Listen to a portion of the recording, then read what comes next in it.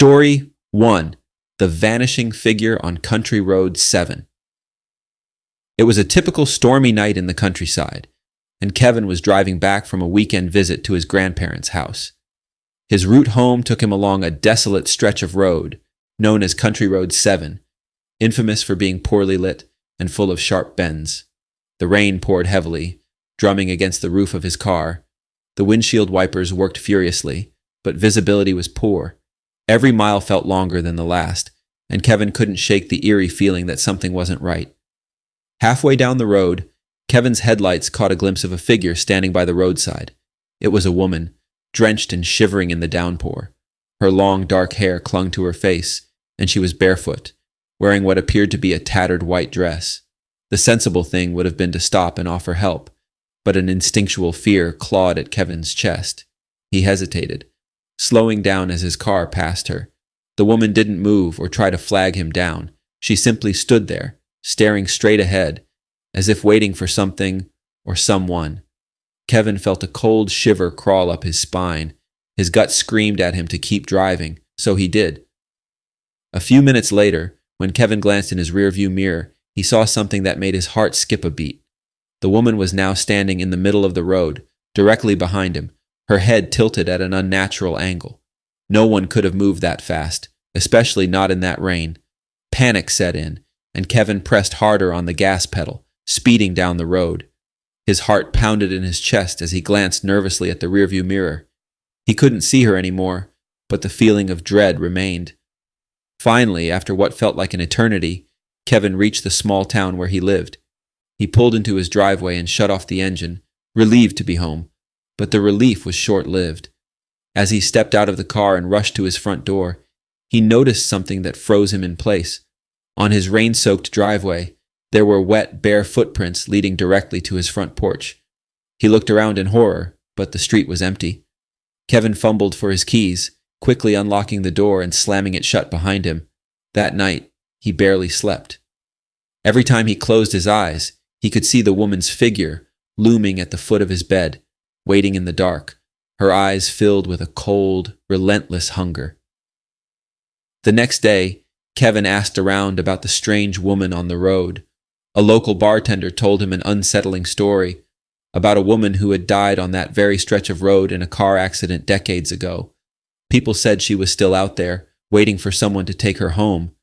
Kevin never took Country Road 7 again. Story 2. The Old Woman at the Window. Julia was new to the city, having just moved into an old Victorian-style apartment on a quiet street. She loved the charm of the place, with its creaky wooden floors and high ceilings. The only downside was that the building felt off. Every time it rained, the place would groan and creak like a living thing. That night, a thunderstorm rolled in, and Julia was alone, curled up on her couch, listening to the rhythmic tapping of rain on the windows. As the night went on, she decided to head to bed, pulling her curtains closed. Her bedroom window faced an alleyway, and she wasn't keen on the idea of anyone peeking in. But as she drew the curtains, she froze. There, standing just outside her window, was an old woman. The alleyway wasn't accessible from the street. It was completely enclosed by the surrounding buildings. Yet this woman was somehow standing there, her face pressed up against the glass, smiling eerily at Julia. Her face was pale and gaunt, her eyes too wide, and her mouth stretched into a grin that was far too large for her face. Julia's heart raced, and she immediately stumbled backward, nearly tripping over her feet. She ran to the living room, grabbing her phone to call the police, but when she looked back at the window, the old woman was gone. The police arrived within minutes, but they found no sign of anyone. The alleyway, which could only be accessed through Julia's apartment or the neighboring buildings, was completely empty. They chalked it up to a misunderstanding, maybe a trick of the light or stress from the move. But Julia knew what she saw. Over the following weeks, the woman appeared again, always at night, always in the rain.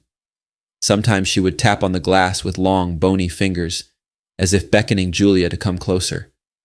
Other times, she would simply stand there, her face pressed against the window, staring.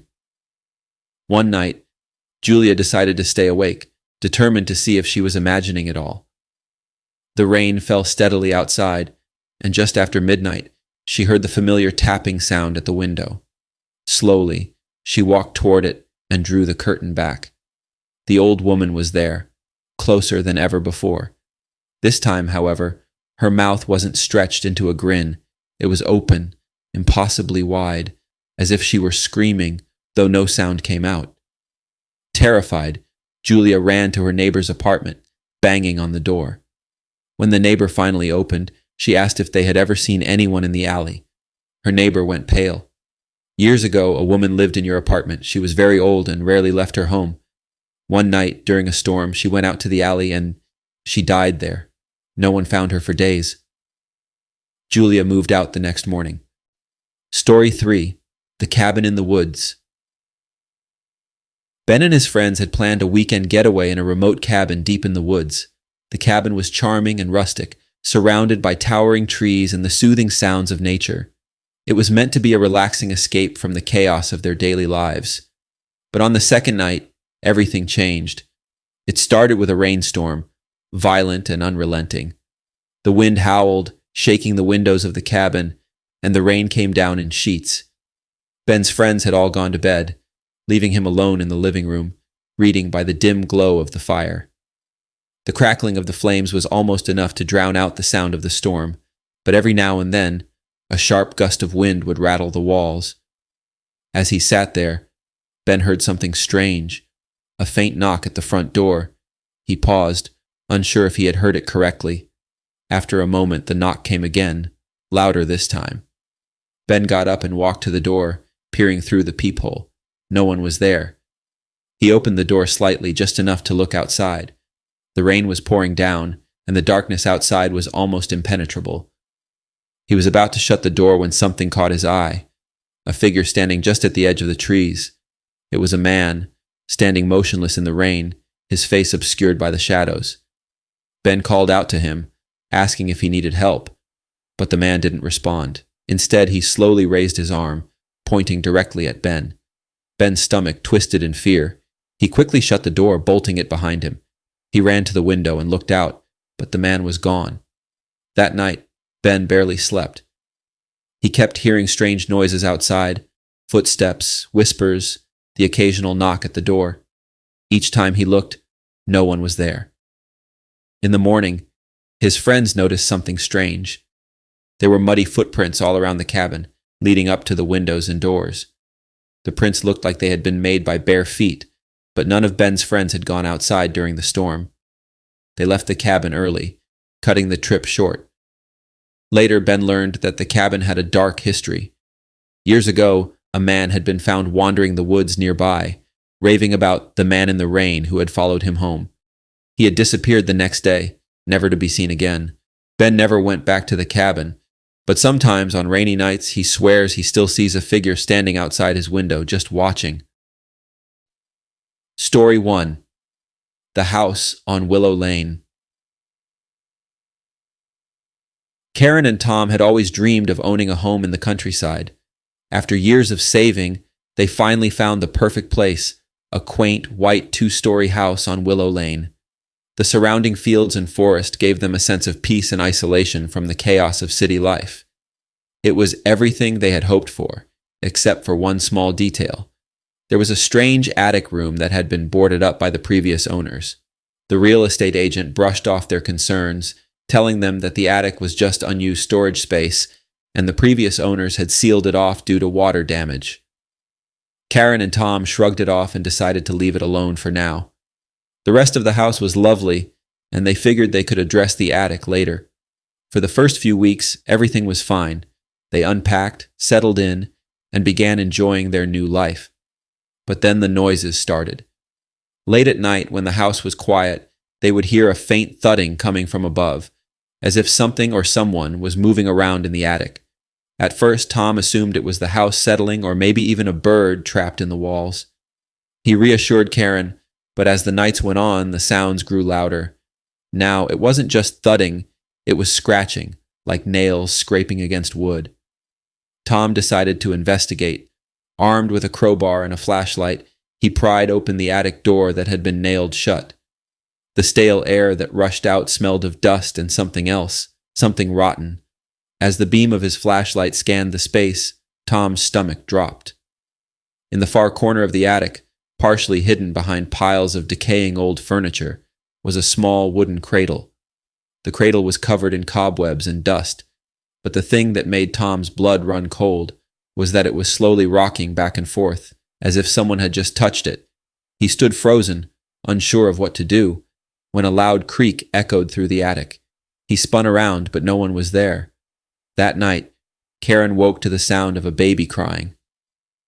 The wails were soft at first, almost indistinguishable, but then they grew louder, more desperate. She shook Tom awake, but when they went to check the attic, it was empty, and the crying had stopped. Over the following days, the disturbances escalated. The baby's cries became more frequent, and the cradle would often be found rocking by itself. Desperate for answers, Karen and Tom researched the history of the house and discovered that decades ago, a family had lived there. Their baby had died of unknown causes, and the grief-stricken mother had gone mad, locking herself in the attic with the child's cradle until she too died. Frightened and unable to cope with the constant disturbances, Karen and Tom eventually sold the house and moved away. The next owners reported the same haunting sounds coming from the attic, and like Karen and Tom, they didn't last long before abandoning the home. Story 2. The House with the Hidden Room. Jake and Melissa had recently purchased a charming fixer-upper in the suburbs of Chicago. The house had a lot of potential, though it needed some serious renovation. One day, while Jake was working on tearing down some old drywall in the basement, he discovered something strange, a hidden room behind one of the walls. It wasn't part of the floor plan, and the previous owner hadn't mentioned it. Curiosity piqued, Jake cleared the rubble and stepped inside. The room was small and windowless, with a cold concrete floor. What made the hair on the back of his neck stand up were the markings on the walls, scratches, deep and erratic, as though someone had been clawing to get out. In the corner of the room was an old, rusted metal chair, and beside it, a chain bolted to the wall. Jake felt a deep unease. Something about the room felt wrong. He showed it to Melissa, and they both decided to leave it alone for the time being. They continued their renovations, but from that point onward, strange things began to happen. At night, they would hear footsteps coming from the basement, despite no one being down there. The sounds of chains rattling echoed through the house, growing louder with each passing day. They tried to ignore it, convincing themselves it was just the creaky nature of the old home. But then things started to escalate. Melissa woke up one night to the feeling of cold, bony fingers brushing against her arm. She bolted upright, but there was no one there. She was sure she had felt someone, or something, touch her. The next night, Jake woke up to the sound of whispering. It was faint, but it seemed to be coming from the basement. The following day, they decided to bring in a paranormal investigator. After examining the house, the investigator revealed something disturbing. They believed the hidden room had been used to imprison someone, possibly for ritualistic purposes. The scratches on the walls, they explained, weren't just from someone trying to escape. They were a sign of extreme distress, as if the person had been trapped there for a long time. After the visit, things got worse. The rattling chains and footsteps were now accompanied by ghostly apparitions. Melissa began seeing a shadowy figure at the foot of their bed, watching them as they slept. Jake swore he saw something moving in the basement, darting just out of the corner of his eye. Terrified and unable to bear the presence in their home any longer, they moved out within months. To this day, the hidden room remains a mystery, and the house is still on the market, abandoned by its latest owners. Story 3. The Uninvited House Guest. Moving into their new apartment in downtown Los Angeles, Mia and Lucas couldn't have been more thrilled. The space was modern, the neighborhood was lively, and they finally had their own place after years of living with roommates. Everything seemed perfect, until strange things started happening. It began with little things, like objects moving on their own. Mia would set her keys down on the kitchen counter, only to find them in the living room an hour later. Lucas thought it was funny at first, joking that the house had a ghost, but the pranks escalated. One night, Mia came home to find every single cabinet door in the kitchen wide open. Lucas swore he hadn't touched them. A few days later, Lucas was in the shower when the lights in the bathroom flickered, then went out completely. He called for Mia, but she wasn't home. He stepped out dripping wet to find the hallway light still on, but the bathroom light switch had been flipped off. He was sure he hadn't done it. The tension in the apartment grew. They felt like they were constantly being watched. Mia would often wake up in the middle of the night, certain that someone was standing in the doorway, though the apartment was always empty. Things reached a breaking point when one evening, as they were eating dinner, the TV turned on by itself. Static filled the screen, and faint ghostly whispers could be heard. Mia and Lucas froze, staring at the television in horror as the volume slowly increased. The whispers became louder, and they could make out words. "Get out." Panicked, they left the apartment that night and stayed with friends. The next day, they contacted the building's management and discovered a chilling fact. The previous tenant, a man in his 30s, had died in the apartment under mysterious circumstances. Neighbors had reported hearing strange noises in the days leading up to his death, but no one knew exactly what had happened. Mia and Lucas broke their lease and moved out within a week. The apartment remains occupied, but according to building staff, every tenant since has reported strange occurrences, though none have stayed long enough to uncover the full truth. Story 1. The Man in the Window. Jenna had just moved into her new apartment, a small but cozy one-bedroom unit in an older part of town. It wasn't the nicest area, but it was what she could afford. The windows were large and overlooked a narrow alley that separated her building from the next. She liked the view, at least during the day. At night, the alley was a black void, and she avoided looking out the window once the sun went down. One rainy evening, after a particularly exhausting day at work, Jenna settled on her couch with a cup of tea, the soft hum of rain tapping against the windows, lulling her into relaxation. As she started to doze off, she heard a faint knock. At first, she thought it was from the door, but when she stood up and checked, no one was there. She shrugged it off, attributing it to the storm, but as she turned back toward the couch, the knocking came again. This time, from the window. Jenna's heart skipped a beat. She lived on the 3rd floor, and the alley outside was too narrow for anyone to be walking by. Hesitantly, she walked toward the window. The rain was making it hard to see anything, but she squinted through the droplets, trying to make out any shapes in the darkness. That's when she saw him. A man was standing in the alley, directly across from her window, staring up at her. He was drenched, but his face was expressionless, his eyes fixated on her. Jenna's heart raced, and she instinctively stepped back, out of sight. She didn't know how he had gotten there, but the narrowness of the alley meant he had to have been standing there for a while, waiting for her to notice him. Shaking, she grabbed her phone and dialed the police, explaining that a man was standing outside her window in the rain. The operator reassured her that someone would be sent to check it out. Jenna sat on the couch, clutching her phone, listening to the rain as the minutes crawled by. She wanted to peek again, but was too terrified to see that face staring back at her. Finally, the police arrived. She heard a knock on her door, and when she opened it, an officer stood there, soaked from the rain. "We checked the alley," he said. "There's no one there." Jenna was confused and insisted that she had seen him just a few minutes ago. The officer nodded, explaining that sometimes shadows in the rain could play tricks on the mind, especially at night. Jenna wasn't convinced, but she didn't argue. The officer left and she returned to her couch, still shaken. The next morning, she noticed something that made her blood run cold. On the window pane, directly at eye level, were fresh, wet handprints. Story 2. The Lost Camper. Eli was an avid hiker and camper, and there was nothing he enjoyed more than the solitude of the wilderness. One weekend, he decided to head out to a remote area in the mountains, far from the nearest town, to enjoy a peaceful weekend of camping. It was late October, and the forecast predicted light rain for the first night, but Eli wasn't concerned. He had weathered worse before.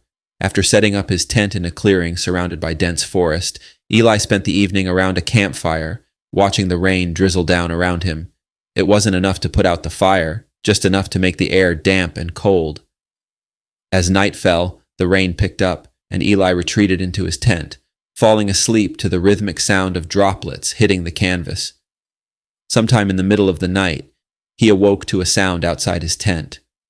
At first, he thought it was just an animal, a deer or maybe a raccoon, rummaging through the underbrush. But the longer he listened, the more the sound took on a pattern.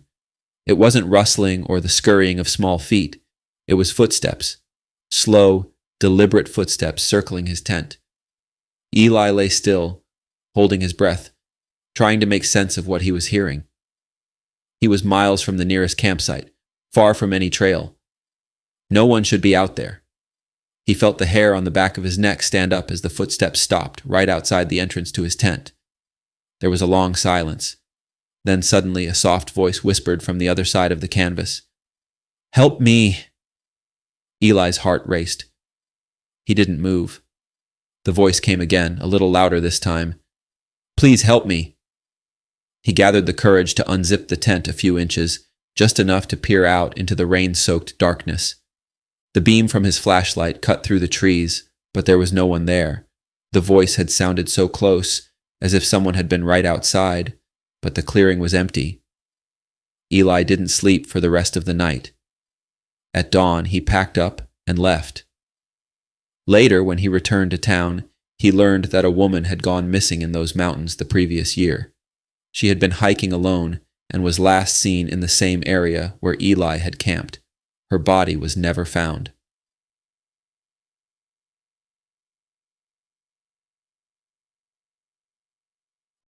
Story 3. The Night Shift. Kim had been working the night shift at the hospital for a few years, and while the work was exhausting, she enjoyed the quiet that came with the late hours. The hospital was old, and there were plenty of ghost stories passed around by the staff, but Kim didn't believe in any of that. To her, the only thing haunting the hospital were long shifts and endless paperwork. One night, during a particularly stormy evening, the power went out. The backup generators kicked in immediately, but the lights were dimmer, casting strange shadows in the already eerie hallways. Kim and her fellow nurses continued their rounds as usual, though the atmosphere felt tense. Around 3 a.m., Kim was doing her final checks when she noticed a patient she didn't recognize. A woman, dressed in an old-fashioned hospital gown, was standing at the end of one of the dimly lit hallways. She was pale, her hair hanging limply over her face, and she seemed to be staring at Kim, though her eyes were obscured by her hair. Kim approached her, assuming she was a confused patient who had wandered from her room. "Ma'am, are you lost? Let me help you back to your bed." The woman didn't respond, just stood there unmoving. Kim felt a chill creep up her spine, but pressed on. "Ma'am?" she repeated, a little louder this time. When the woman didn't react, Kim reached out to gently guide her back to her room, but the moment her fingers brushed the woman's shoulder, she vanished. 1 second she was there, the next she was gone, leaving Kim standing in the empty hallway, her heart pounding in her chest. The next day, Kim mentioned the incident to one of the older nurses, who gave her a knowing look. "You saw her, didn't you?" the nurse asked. "The woman in the gown. She's been seen by nurses working the night shift for years. No one knows who she was, but she's always in that hallway." Kim never worked the night shift again. Story 1. The Sound Beneath the Waves. It was supposed to be a straightforward research mission, and for Dr. Emily Hardwick, a marine biologist, the thought of spending weeks on the open sea brought her peace. She and her team were on the expedition of a lifetime, mapping the Mariana Trench, the deepest part of the Earth's oceans. While most scientists focused on space exploration, Emily was obsessed with the mysteries lurking beneath the waves. The Oceanus, a small research vessel, had been their home for weeks. Each day was a rigorous routine of dropping sonar equipment, recording strange underwater sounds, and analyzing what little information they could glean from the unexplored depths. The ocean was a frontier, still largely unknown, And for Emily, the idea that there were creatures beneath the surface, perhaps even undiscovered species, kept her passion alive. But one evening, just before sundown, something changed. The crew was working on calibrating the sonar equipment when they heard it, a deep, guttural sound echoing from the trench. It was nothing like the usual whale songs or underwater seismic movements they were used to. "Is that biological?" Emily asked her assistant Mark, as they both stared at the audio readout. The sound came in rhythmic pulses, almost like a pattern. Mark's face paled. "It doesn't match anything in our database." That night, the sound grew louder, as if the source was rising from the depths toward them. The crew couldn't sleep. The noise was too intense, too close. Emily, filled with a mix of scientific curiosity and a gnawing sense of dread, suggested they deploy a submersible drone to investigate. The drone descended into the darkness of the trench, its camera feed showing nothing but black water. For hours they watched, until suddenly a shape appeared on the screen. A massive, undulating form, far larger than any known sea creature. It seemed to move in the water without propulsion, simply existing in the crushing depths. Then, as the crew stared in awe, something even more horrifying happened. The ship's sonar equipment emitted a sharp screech, followed by total silence. All communications with the drone were lost. The Oceanus shuddered violently, as if something massive had brushed against it. Panic erupted on the deck, and Emily's heart raced as she tried to regain control of the situation. Without warning, the underwater lights of the ship flickered, and the crew heard a sound unlike anything before, metal groaning as if it were being torn apart from beneath. Emily looked over the side of the ship just in time to see dark tendrils, slick and unnatural, rise out of the water. They wrapped around the hull, dragging the ship down. As the vessel began to sink, the last thing Emily saw before the water swallowed her was a colossal, glowing eye, staring at her with an intelligence that chilled her to the bone. The Oceanus and its crew were never found. The official report listed the cause as an unexplained maritime disaster, but no one on the outside knew what really happened beneath the waves. Story 2. The Visitor at the Cabin. David and Sarah were a typical couple, searching for a weekend escape from their busy city lives. They had rented a remote cabin deep in the Appalachian Mountains, away from the chaos of modern civilization. The cabin was old but charming, nestled in a clearing surrounded by dense woods. There was no cell service, no internet, just the peace and quiet they so desperately needed. The first night passed without incident. They hiked during the day, cooked dinner over an open fire, and fell asleep under a blanket of stars. But on the second night, things changed. It started with a knock at the door. David and Sarah were both in bed when they heard it. A slow, deliberate knock. David assumed it was a ranger, maybe checking in on them, but when he opened the door, no one was there. The forest was silent except for the occasional rustle of leaves in the wind. "Probably just an animal," he muttered as he closed the door and returned to bed. But the knocking returned, louder this time, more insistent.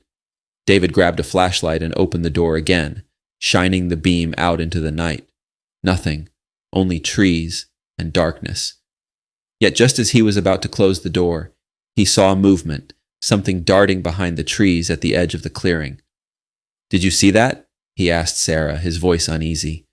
She nodded, her face pale. "What is it?"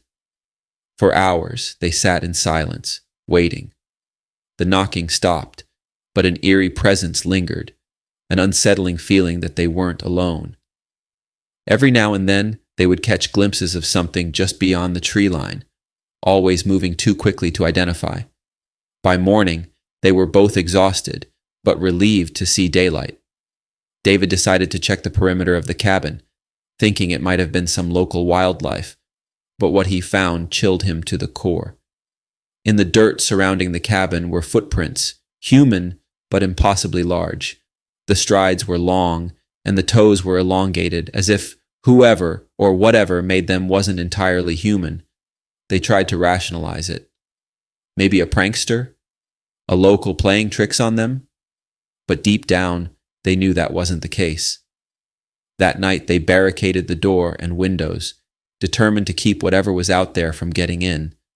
But as the night wore on, the knocking returned, louder than before. The walls of the cabin trembled, and the sound of heavy breathing filled the air.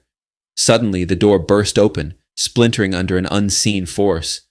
David and Sarah barely had time to react before something rushed inside. A dark, hulking figure, moving faster than anything they had ever seen. It was tall, its limbs unnaturally long, and its face was not right. It was twisted, distorted, with too many eyes and a mouth that stretched far beyond what was humanly possible. They ran into the woods, but the creature pursued them, crashing through the trees with terrifying speed. It was toying with them, letting them think they could escape, only to appear in front of them no matter which direction they ran. By the time the sun rose, David and Sarah were gone. All that remained were their abandoned car and the shattered remnants of the cabin door. Locals still tell the tale of the couple who disappeared, warning anyone who rents the cabin to listen for the knock at the door. Story 3. The Watchers from the Sky. Beth and her friends had been stargazing in the desert for years. They would drive out to the middle of nowhere, far from the light pollution of the city, and lie on the sandy ground, watching the sky for shooting stars. It was a tradition they cherished, a simple escape from their busy lives, but this time was different. It was a clear, moonless night. The stars were brighter than ever, and the air was cool and still. They set up their blankets, opened a few beers, and settled in for a night of relaxation.